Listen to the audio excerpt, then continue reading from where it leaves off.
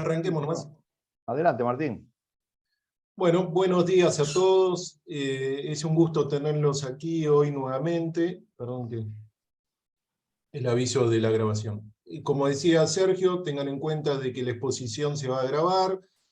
Las preguntas, como es costumbre en estos eventos, y las respuestas no se graban, para que tengan libertad amplia de hacer todos los interrogantes que tengan a nuestro expositor. Me alegro mucho de estar compartiendo este panel con Roberto y en especial con la Comisión de Asuntos Impositivos, que desde la Comisión de Asuntos Legales le tenemos mucho afecto y hemos hecho varias actividades y ojalá Dios quiera que sigamos así, con la misma sintonía y la buena predisposición que siempre la Comisión de Asuntos Impositivos nos ha transmitido, y ojalá que nosotros estemos a la misma altura que ellos. Sin más, le doy la palabra a Roberto para que nos presente a nuestro expositor de hoy, que es un tema bien interesante a mi criterio, muy actual, y hay que estar bien actualizado para estar al día a día con ello. Roberto, todo tuyo. Gracias, Martín. También para nosotros es un gusto compartir este tiempo en esta comisión y temas. Quiero aclarar lo del afecto, que es netamente profesional, porque siempre si no nos van a llevar para un lado, ¿viste? No quisiera que esto se transforme en un evento mediático, pretende ser profesional. Pero sí, es un verdadero placer estar juntos y sobre todo una temática en la cual yo vengo a aprender también mucho, porque el tema de lavado de activos nació hace muchos años y en el estudio la preocupación que teníamos éramos como auditores, como síndicos, qué tipo de compliance tenemos que tener, conozca al cliente, qué clientes incorporar, cuándo no incorporarlos, qué es una operación sospechosa. Ya había aparecido fuerte un control del origen de los fondos de parte de todos los organismos involucrados y teníamos muchas dudas, pero esto hace muchos años ya que se reflotó, obviamente hay una clara directiva internacional y regional, que obviamente no podemos ser ajenos, a que más allá de que los parámetros objetivos, después veremos con Alejandro si son los razonables o no, y los sujetos obligados a informar, hay toda una tarea titánica y un avance y una preocupación, porque aquel tema lavado, está el tema, incluye temas de terrorismo, entonces es muy sensible para todos los organismos que están obligados a controlar, y nosotros como auditores y como síndicos donde firmamos tenemos una responsabilidad enorme, y todos los que están aquí presentes también la tienen. Así que quiero presentar a Alejandro Raíces, que es contador y es un amigo de RCM de hace muchísimos años, estamos trabajando muy bien con él. Él es el que nos guía un poco en el camino, y todos los alertas, que son demasiados alertas para mi gusto, pero prefiero muchos alertas y no tenerlos, por dónde vamos a la hora de contratar un cliente, de una simple transacción que puede ser inocente y se transforma en un problema. Alejandro tiene vasta experiencia en estos temas, es una persona que comparte sus conocimientos en muchos organismos, que integra muchos organismos, así que para no perder más tiempo, Alejandro, acá hay público deseoso de ilustrarse con los temas de lavado, así que buena charla. Bueno, muchas gracias. Y gracias a la Cámara y gracias a los participantes, y espero que sea una charla que les sirva. Voy a intentar compartir pantalla, así yo me guío y ustedes también van tomando los temas. Lo que necesito que me digan si se ve bien. ¿Está? No, Alejandro, todavía no. No se ve, ¿verdad? Bueno, esto suele ocurrir, que generalmente hay que volver a cargar. Vamos a ver ahora. Si no, el plan B que Sergio siempre nos ofrece es que le pases el material a él y él lo pasa, pero no es lo más cómodo, pero... No, está bien. A ver, ahí está. Ahí estamos. ¿Está? Sí. Ok. Falta Vamos la pantalla, arrancar. ahí está. Bien. Si paso se ve, ¿esta se ve ahora? Sí, señor. Bien. Bueno, estos son los temas de hoy, ¿sí? El origen de fondos, que tiene que ver con el origen de fondos lícitos, el tema de beneficiario final, las PEP o personas expuestas políticamente, los umbrales de las resoluciones, y si nos da el tiempo un poco de matriz de riesgo. Y hay un tema que yo no incorporé, pero que supongo que algunos de ustedes lo deben estar enterados, hay un proyecto de ley modificando la ley 25.246 de prevención de lavado, donde hay algunas modificaciones importantes. Pero por ahora es un proyecto, pero la intención es sacarlo lo antes posible, porque sabemos que la Argentina está a punto de recibir la verificación del GAFI, probablemente llegue antes de fin de año, y bueno, hoy en día están mandando encuestas, una cantidad de acciones, reuniones con los distintos sectores que son sujetos obligados para tratar de mejorar lo que sería toda la parte del procedimiento. Bueno, esto es un breve repaso rápido. Ustedes saben que la UIF como organismo depende ahora del Ministerio de Justicia, y están los reguladores o supervisores directos que tiene la propia UIF, que son muy pocos. La UIF no tiene una infraestructura grande de inspectores o de gente que pueda trabajar en el campo, ¿no? Generalmente es más para requerimientos vía mail y ese tipo de cosas. Después sí utiliza a algunos sujetos obligados que son básicamente el sistema financiero, o sea, Banco Central, la CNB, la Superintendencia de Seguro, y el año pasado se incorporó el INAE con el tema de las cooperativas de crédito. Y finalmente tenemos a los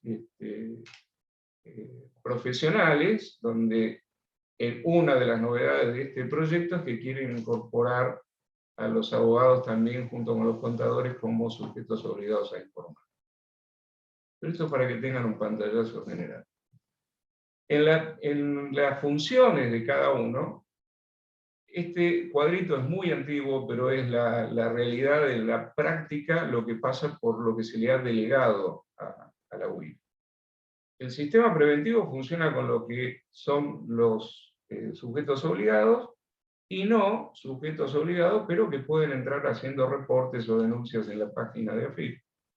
Pero nos han delegado, digamos, a los sujetos obligados el poder de policía, ya que el Estado no puede estar en todas las operaciones.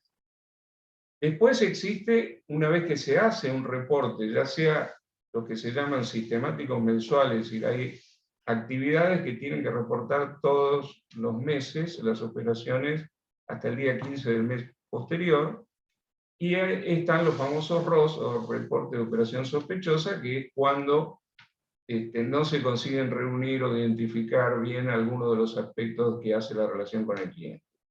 La UIF recibe esta información, la analiza, y si encuentra elementos suficientes, probatorios, como para poder elevarlo a juicio, recién ahí lo pasa al sistema represivo, que es la justicia a través de un fiscal que va a evaluar si hay pruebas suficientes para hacerlo. Lo importante de todo esto es que durante el proceso de la actividad de policía y en el reporte a la UIF existe lo que se llama la confidencialidad de todo lo que es el proceso, donde nadie debería estar enterado de cómo se inicia todo este proceso. Por supuesto, después, una vez que llega a la justicia y el fiscal, sí, porque ya va a aparecer la empresa y todos los elementos que hay que tener. A mí me gustaría saber, no sé si hay alguna forma, digo que hablamos con Sergio, de los participantes, ¿cuántos hay como sujetos obligados? O sea, ¿quiénes están inscritos en la UIF? ¿Tenemos alguna idea? ¿Podemos levantar la mano o alguna cosa parecida? Si algún participante lo desea, puede, sí, marcar y levantar la mano. ¿Tenés idea de cuántos tenemos, Sergio? No. Ahora hay 34 personas. Muy bien. Bueno, gracias por la colaboración. La pregunta viene porque estos son los elementos que nosotros necesitamos tener cuando hacemos el famoso conozca a su cliente y la carpeta que se llama los antecedentes de UIF de cada uno. Hasta el punto 5, hasta el punto 6, son elementos básicos que todos debemos tener. ¿Ok? Consultar el listado terrorista, esto hay que hacerlo dentro de las 48 horas, se hace de la página de la UIF, La UIF tiene un sitio donde uno consulta, y eso se debe guardar. A partir de la pandemia ya no usamos más papel, esto se archiva digitalmente. Hay gente que todavía sigue utilizando papel, pero bueno, hay que guardarlo de manera tal que ante una verificación se pueda reproducir toda la documentación para que la UIF la tenga en su poder. Copia del DNI o el documento similar que pueda tener de la persona. Nosotros recomendamos siempre hacer la validación en el tema de del padrón. Y en el caso de sociedades, por supuesto, el estatuto y las actas vigentes por el tema de la inscripción. Consultar el CUI de la página de AFIP. Todos sabemos que ahora tiene una vigencia de 30 días, por lo tanto no sirve que el cliente nos mande una constancia anterior. La declaración de si hay alguna persona expuesta políticamente, ya sea en una operación con una persona humana, y si es una jurídica, lo mismo, el representante de la sociedad debería adjuntar si hay las declaraciones del político. Y por último, lo que nos va a llevar al tema nuestro del primero, que es el origen y licitud de los fondos.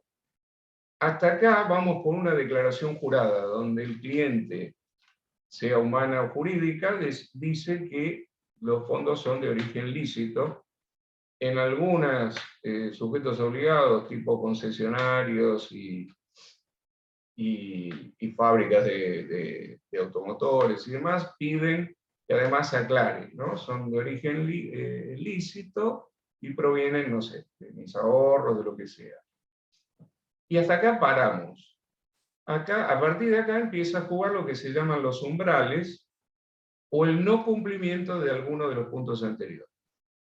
A partir de ahí, si la operación supera los umbrales, o los umbrales son muy bajos, hace muchos años que no se, hacía casi 2 años que no se actualizaban, y siguen quedando en valores muy, muy bajos. Ejemplo es en el caso de Escribano, 26 millones de pesos de una operación. En el caso de automotores, 5.700.000, hoy hay muy pocos vehículos que estén por debajo de eso. O sea, lo que implica que a partir de ahí hay que presentar la documentación que justifique el origen de fondos. Y hay 2 mecanismos. Uno, que la empresa haga todo un análisis del cliente, utilizando, no sé, matriz de riesgo, o el Gnosis, o pedirle elementos al cliente. Ahora se les puede pedir las declaraciones juradas de impuestos, que dependiendo de la época del año ya empiezan a ser antiguas, pero bueno, podemos pedirle el IVA, podemos pedirle personal, en fin, algún tipo de elemento que nos permita evaluar la cantidad de fondos lícitos que tiene como para hacer la operación. Y por supuesto tienen excepciones. Cuando no es así, la mayoría de lo que piden cuando es persona humana generalmente es una certificación contable del origen de los fondos, que tiene que estar legalizada en el Consejo Profesional. Si nuestro cliente es otro sujeto obligado, esto ocurre en operaciones de leasing o cuando se le hacen operaciones con bancos, con compañías de seguro, ahí tenemos que pedir la certificación, la inscripción en UIF, que esto se saca de la página de la UIF, y solo el que tiene acceso a la página. En los clientes medianos es el oficial de cumplimiento. En los grandes a veces hay comité y demás que ayudan o colaboran con esto en la obtención de este elemento. Y una declaración jurada de que cumple con la normativa de la UIF, con su resolución, y que la aplica. Esto, generalmente cuando el cliente es un banco, es muy difícil de obtener. Cuando el cliente es una repartición pública, lo que se pide es la copia del boletín oficial en donde se lo designa a la persona responsable, el director de vialidad o de donde sea, que es el que está firmando la orden de compra o el contrato. Con esto es suficiente, estos elementos se archivan, ya lo expliqué, como digitalmente un papel, y hasta acá llegamos con esta primera etapa donde tendríamos todos los elementos. ¿Okay? Y más adelante O sea, hay empresas que utilizan lo que es la matriz de riesgo. Todavía, lamentablemente, hay muchos que no lo hacen. Obviamente, esto requiere un trabajo adicional y costos, que es uno de los grandes problemas que existen hoy, que es tener equipos de costos para que las empresas puedan soportar los costos para poder realizar una matriz de riesgo y evaluar a los clientes. Y en función de eso determinarán si el cliente es de bajo riesgo o de riesgo muy alto.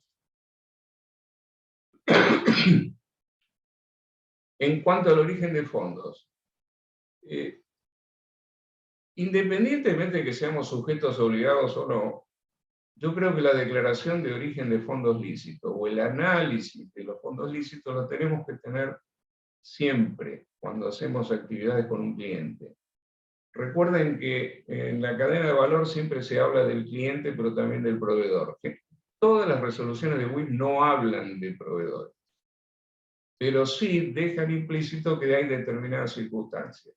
Entonces hay que ver como elementos adicionales si hay facturas apócrifas, si hay algún delito de otro tipo, o condenas, o juicios, o procedimientos. Entonces, por más que el cliente justifique el origen lícito de los fondos, en determinados casos deberíamos investigar un poquito más. Sobre el tema umbrales y personas expuestas, ya más o menos les comenté. El tema de los umbrales, en algunas resoluciones, en algunas actividades existen excepciones. En el caso de, en la generalidad, es que si los fondos provienen de una transferencia bancaria o de una cuenta del propio cliente, se supone que ya el banco ya lo analizó como sujeto obligado y en consecuencia se elimina el hecho de estar pidiéndole más documentación al cliente. Hay otros casos, como cuando se dan bienes en parte de pago, y la diferencia es la que se toma, y en consecuencia no habría que solicitarle más documentación al cliente. En este punto, tengamos en cuenta que siempre cuando hablamos de bienes registrables, o sea, en una compra de inmuebles, si el individuo entrega un lote en parte de pago de un departamento, bueno, ese lote está registrado en un registro inmobiliario, en consecuencia ahí se suple esa necesidad. Pero hay casos que no, y bueno, las resoluciones los contemplan. Y bueno, la certificación de contador, ya lo mencionamos, y matriz de riesgo. Tanto el GAFI como la OCDE, como todos los organismos que Banco Mundial y demás, están pidiendo que todo esto se haga en base a un enfoque basado en riesgo que está definido y explicado claramente en las resoluciones del GAFI. La idea es hacer un análisis global del cliente. ¿Cuál es la ventaja de la matriz de riesgo? La ventaja de la matriz de riesgo, cuando hay operaciones habituales con un cliente, es que uno no necesita volver a revisar la matriz cada vez que hay una operación. La matriz de riesgo es un elemento que, habiendo obtenido un riesgo bajo de cliente, lo único que tenemos que tener como alerta, como cuidado, son las alertas. O sea, que el sistema permita saber si hay un cambio de accionistas, si hay un cambio de directores, si hay un cambio de actividad. Es decir, cuestiones que modifiquen la matriz y entonces hay que hacerla nueva. Estos son elementos que normalmente se piden para tener bien claro el conocimiento del cliente. Declaración de impuestos, copias autenticadas de la escritura por las cuales justifican la compra, certificación de contador. Es decir, y en la certificación de contador les quiero hacer un mensaje, darles un dato. Hay que leerla, la certificación de los contadores. Últimamente está pasando que colocan algunas cosas que a veces no se puede considerar como movimiento de fondos. Yo he tenido casos últimamente, menciono uno, que el cliente firmó un contrato, y firmó un contrato fenómeno, pero los fondos ¿de dónde salieron? Todavía no ejecutó el contrato, por ejemplo. Pero es bueno darles una revisada, ¿sí? En cuanto a la documentación bancaria, de donde surge la existencia de los fondos de la operación, si te dice que es un crédito o si con ese crédito está comprando, bueno, que tenga la constancia del crédito obtenido. documentación que acredite la venta de muebles o semovientes, cualquier otra que respalde la tenencia de los fondos suficientes. En cuanto a la matriz de riesgo, esto se ha incorporado en los grandes, o sea, los Banco Central, CNB, Seguros y el INAES, tienen resoluciones específicas en donde, además de la matriz de riesgo del cliente, tienen que hacer una autoevaluación de riesgo. ¿Esto qué significa? Que en la práctica ellos, dependiendo de a qué tipo de público, de clientes le aplican, van a hacer una autoevaluación. Es decir, van a decir, bueno, en base a este tipo de actividad, este es el riesgo que estamos dispuestos a correr, y a partir de ahí van a armar la matriz de riesgo. ¿Qué significa? Que hay lugares en donde uno no necesita, dentro de la ponderación de la matriz, decir que es muy importante la forma de pago. Supongamos que uno vende vehículos, en el caso de los automotores, de bajo valor. Entonces no tiene mucho sentido. Y darle mucha injerencia al movimiento de efectivo. Hay actividades en donde todos sabemos que impositivamente son monotributistas y no tienen forma de demostrar a veces los ingresos. Por eso se hace esta autoevaluación y la empresa decide correr cierto riesgo, y cuando arma la matriz del cliente, la ponderación que hace de los componentes de la matriz va a variar de acuerdo a la autoevaluación que hizo anteriormente.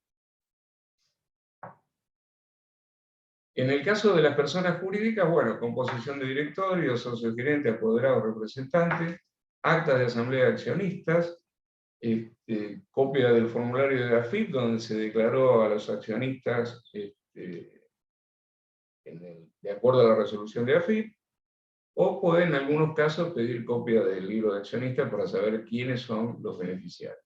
Y siempre completar el formulario de beneficiario final, donde va a estar la participación, los nombres, el quit y quién es la persona. Para el tema beneficiario final, bueno, esta es la definición que se adoptó en la UIF, y de acá lo que les quiero resaltar es que esto fue variando. O sea, el porcentaje dentro del capital social era el 25, después bajó al 20, al 15, y hoy, desde principios de año, desde enero a febrero, bajó al 10%. Y la tendencia es que desaparezca el porcentaje. O sea que siempre hay que hacer el análisis de quién es el beneficiario final de una sociedad, y en estos casos tenemos que llegar siempre a la persona humana. Sabemos que hay sociedades cuyos accionistas son otras sociedades. Esas otras sociedades tenemos, si son locales, tenemos que pedirle quiénes son los accionistas de esa sociedad. Ahora, cuando nos vamos del país, eso todavía se espera que con este registro que va a armar la AFIP de beneficiarios finales, podamos llegar a saber quiénes son los componentes. Pero la realidad es que cuando es en otro país, lo que se mira es si en ese país está considerado por el GAFI como un país cooperante o no. O sea, si realmente cumple con las medidas de prevención de lavado o no. Y en base a eso vamos a clasificar a ese beneficiario final, aunque no lleguemos a la persona humana. ¿Qué debemos saber? Lo básico que hay que saber una vez identificado el beneficiario final es un listado de terroristas, consultarlo, el quit, consultarlo, que no tenga alguna observación en AFIP. Si es sujeto obligado, hacer la consulta en la página de WIF. Ustedes saben que ahora se consulta y te puede decir que es un sujeto obligado y que está inscripto, te puede decir que es un sujeto obligado y no está habilitado, o que no es sujeto obligado. O sea, prácticamente esas son las tres respuestas. Este elemento hay que conservarlo porque ahí nos permite sustituir algunos elementos más que tendríamos que pedir al cliente cuando es un sujeto obligado. Y si es una persona expuesta políticamente, a través de la declaración o a través de una consulta. Bien. La declaración jurada, la consulta en los registros. Acá tenemos un problema con el tema de los políticamente expuestos. El políticamente expuesto nos da la declaración jurada de si él es o no es políticamente expuesto. La resolución de PEPS dice que hay que consultar registros, incluso consultar elementos periodísticos. Nosotros agregamos Google porque en definitiva uno pone el nombre completo de una persona y en Google aparecen varias cosas. Pero más que nada por el artículo 5º, que es el que no habla ya de legisladores o empresas extranjeras, además habla de personas vinculadas. Y hoy persona vinculada se considera cualquiera. O sea, si alguien tiene una foto con un político, ya se considera que está vinculado al político, y más aún si se le conoce algún tipo de actividad, asesoramiento o lo que fuera.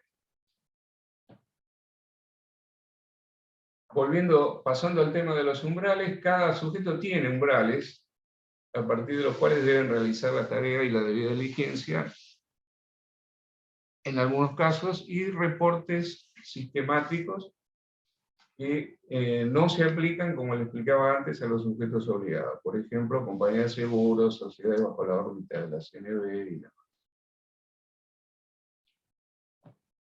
¿Qué pasa con los umbrales? Algo mencionamos. El tema es que los valores siguen siendo muy bajos. Y en el caso de inmueble y automóviles, que son los dos elementos donde más se tendría que cuidar el tema de prevención de lavado, ahí es donde el origen de los fondos es muy importante, poder determinar realmente de dónde viene. Y tenemos el caso de los casinos, que se está tratando de reacomodar todo lo que es juegos de azar. Es decir, la UIF en este momento está buscando la forma. Los casinos tienen un problema muy serio a partir de que dejaron de ser los juegos físicos y son todas máquinas, entonces la gente entra con dinero, pone el dinero en una máquina y después saca el ticket, va y cobra. Con lo cual ahí se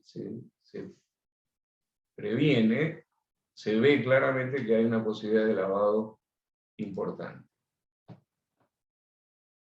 Yendo al tema de matriz de riesgo. Bueno, esto creo que lo mencionamos, hay una autoevaluación, hay una matriz de riesgo de clientes, y un tema que es muy importante y que mucha gente no lo considera, primero por una cuestión de costos y aparte porque considera que con la auditoría, por el auditor externo, el que firma los síndicos, que firma los balances, es suficiente, y no es así. Todas las resoluciones piden una auditoría interna del propio sujeto obligado, y que éste debe hacer informes durante el año al oficial de cumplimiento de cuáles son las cuestiones que tiene que modificar o que hay fallas en el sistema de prevención de lavado. Esto es un tema importante. A partir de ahora la nueva ley lo va a considerar con mayor injerencia, pero bueno, hay que tenerlo presente. Tanto es así que, bueno, hace unos años se creó lo que es el revisor externo independiente. Esto es, todas las empresas tienen, sobre todo las 4 grandes actividades que mencioné anteriormente, de bancos, como Comisión de Valores, Seguros y el INAES.